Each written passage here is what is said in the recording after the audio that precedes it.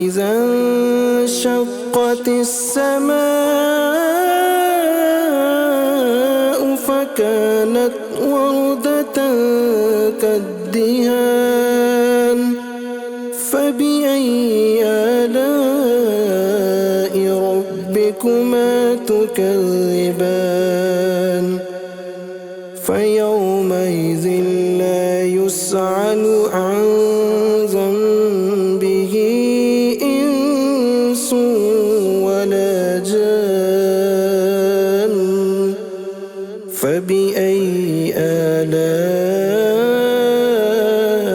ربكما تكذبان